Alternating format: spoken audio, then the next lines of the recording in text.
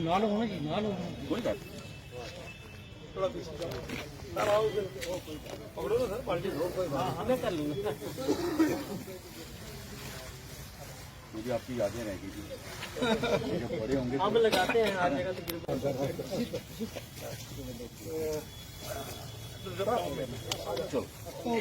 चलो वो ना 2 मिनट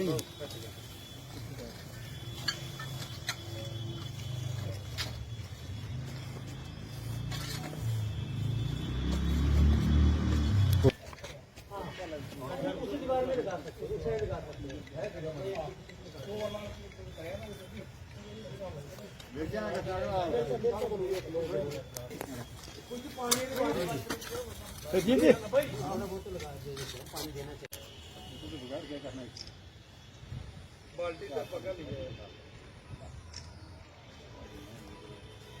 ठीक है, बाल्टी तो पकड़ लीजिए, ठीक है, ओके सर। जिमी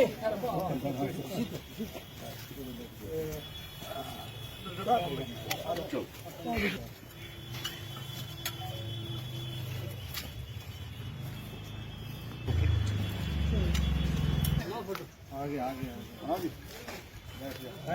बैठने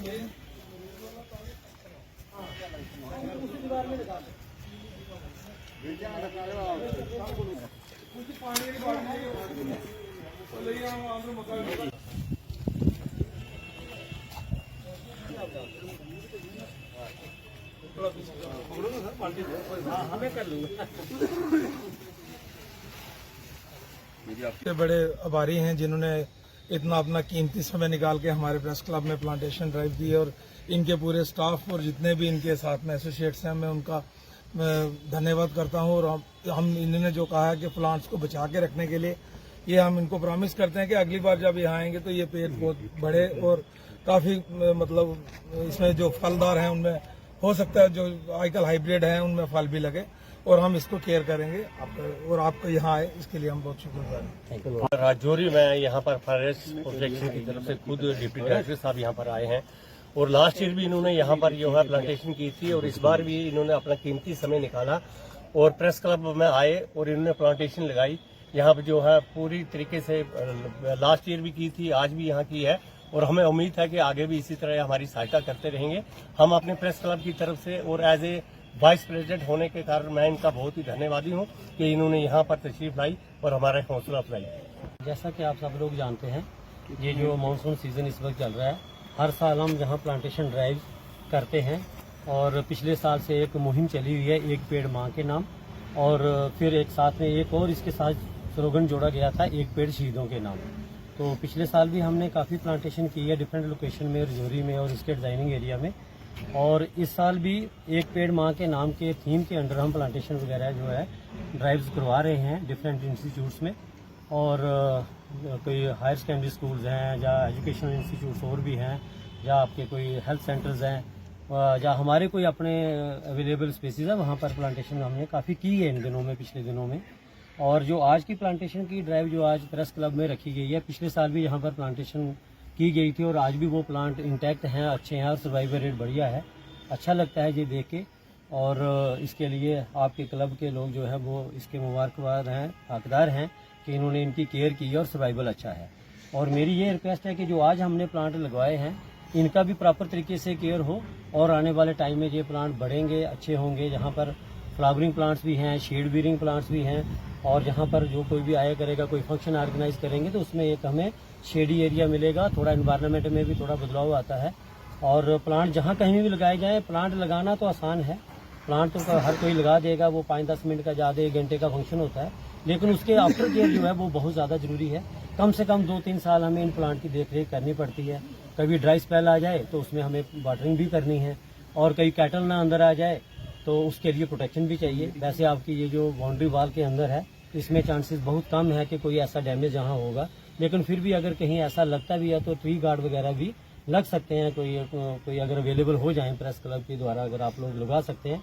अदरवाइज ये विद इन बाउंड्री वाल है और प्रोटेक्शन अच्छी है। और सिर्फ ये है कि ड्राई स्पेल में इनको थोड़ा वाटरिंग की जरूरत रहेगी। जब ये मई जून का टाइम अगले साल आएगा या इस तरह विंटर में भी थोड़ा ड्राई स्पेल आ जाता है, उस वक्त ये वाटरिंग वगैरह करें। और ये प्लांट अगर अच्छे फूले फलें और इनमें से काफ़ी प्लांट जो है वो बढ़ेंगे और अच्छा है, ग्रीनरी बढ़ेगी। और मेरी आज इस मौके पर यहाँ सबसे रिक्वेस्ट है कि जहाँ कहीं भी आपको मौका मिलता है, या कहीं अपने घर में या अपनी प्राइवेट लैंड में, या किसी जगह भी जो भी 1-2 प्लांट आप लगवा सकते हैं उनको लगवाइए। और जितने ज़्यादा से ज़्यादा प्लांट हम लगाएंगे उतनी ज़्यादा ग्रीनरी होगी।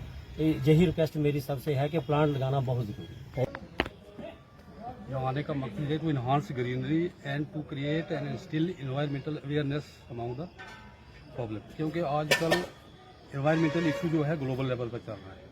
हमारे इंडिया में भी एक काज ऑफ कंसर्न है। इसलिए एनवायरमेंट को हमने, एनवायरमेंट जब पैदा किया हुआ, जब बना था, तो it was clean and green. With the passage of time जो है अर्बनाइजेशन, इंडस्ट्रियलाइजेशन और बाकी डिफॉरेस्टेशन की वजह से ये डिप्लीट हो रहा है, पॉल्यूट हो रहा है।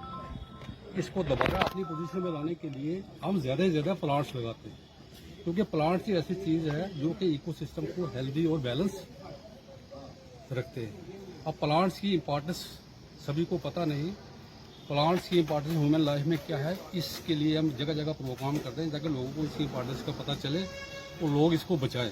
जो लगे हुए उनको बचाएं।